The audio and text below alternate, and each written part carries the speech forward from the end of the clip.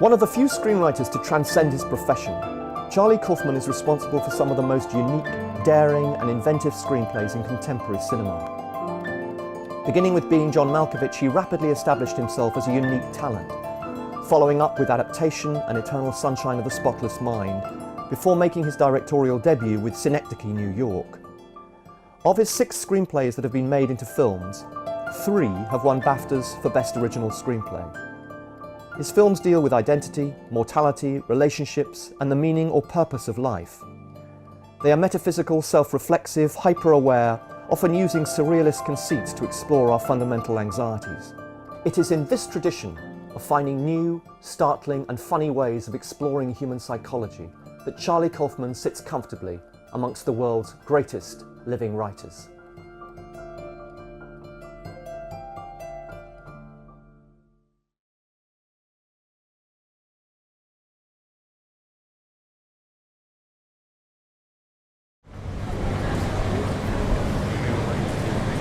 I've never delivered a speech before, which is why I decided to do this. I wanted to do something that I don't know how to do and offer you the experience of watching someone fumble, because I think maybe that's what art should offer, an opportunity to recognize our common humanity and vulnerability.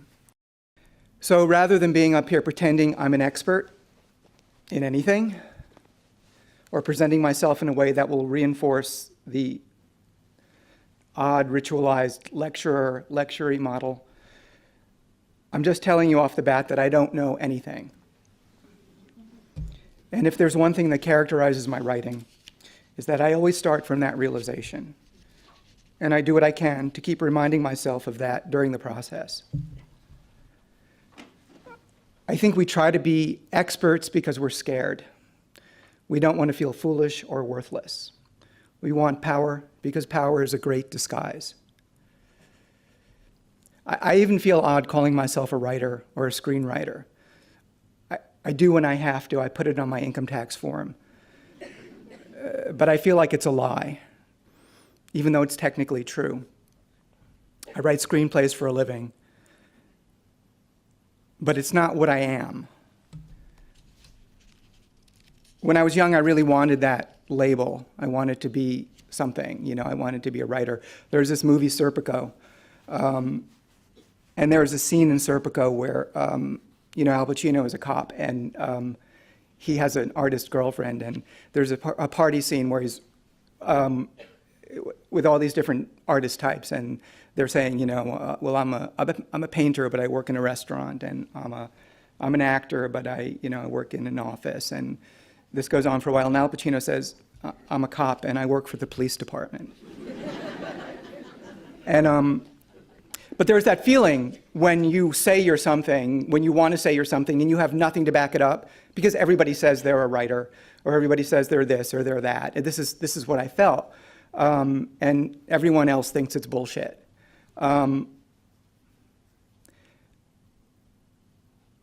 It's funny now that I don't want to call myself that, but at the time I did, and I think that it was necessary at the time, but now it doesn't feel necessary, because I think the thing I realized is that I'm not those things. I'm a person who does this, and I struggle with it.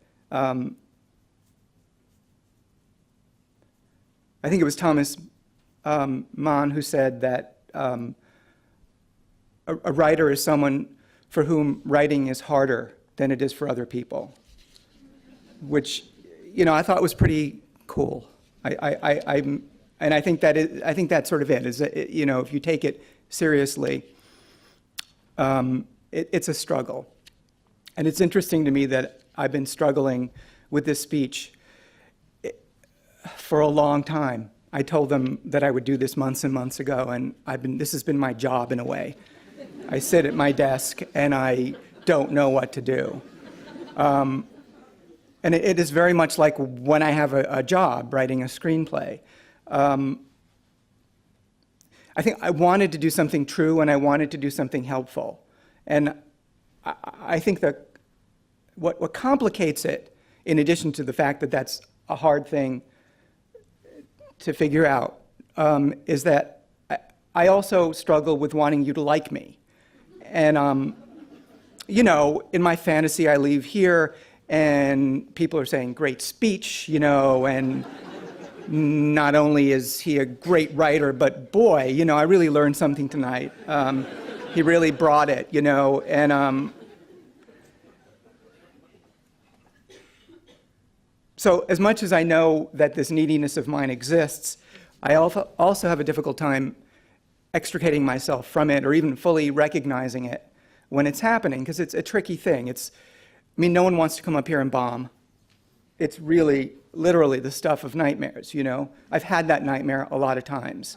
And I know you want to be entertained, and so for me to calculatedly not entertain you in order to be true seems sort of selfish.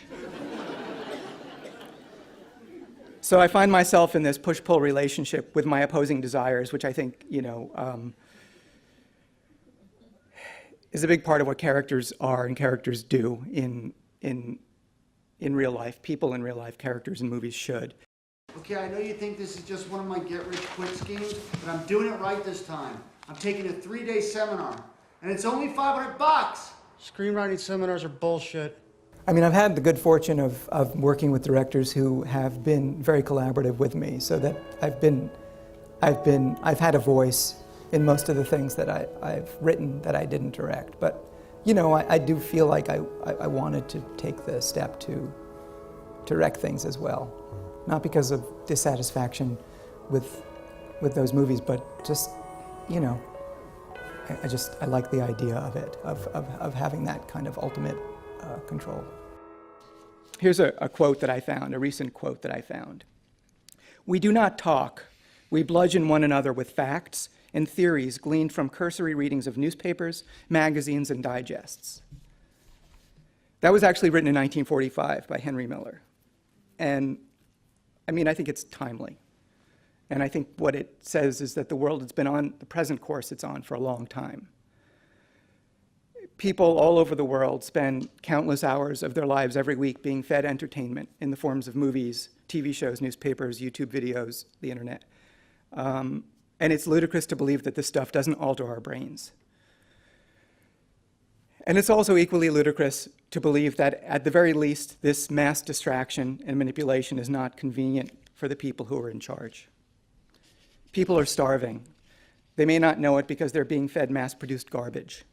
The packaging is colorful and it's loud, but it's being produced in the same factories that make Pop-Tarts and iPads, by people sitting around thinking, what can we do to get people to buy more of these? And they're very good at their jobs. But that's what it is you're getting, because that's what they're making. They're selling you something. And the world is built on this now. Politics and government are built on this. Corporations are built on this.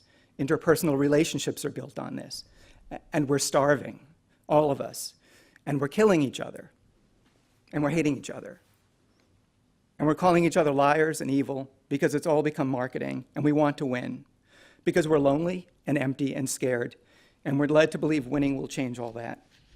But there is no winning. What can be done? Say who you are. Really say it in your life and in your work. Tell someone out there who is lost, someone not yet born, someone who won't be born for 500 years. Your writing will be a record of your time. It can't help but be. But more importantly, if you're honest about who you are, you'll help that person be less lonely in their world. Because that person will recognize him or herself in you. And that will give them hope. And it's done so for me. And I have to keep rediscovering it. Its profound importance in my life. Give that to the world, rather than selling something to the world. Don't allow yourself to be tricked into thinking that the way things are is the way the world must work, and that, in the end, selling is what everyone must do. Try not to.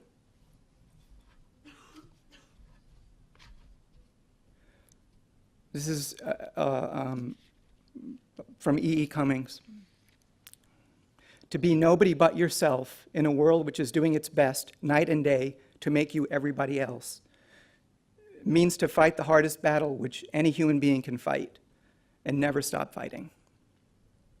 The world needs you. It doesn't need you at a party having read a book about how to appear smart at parties. These books exist, and they're tempting. But resist falling into that trap. The world needs you at the party, starting real conversations, saying, I don't know, being kind.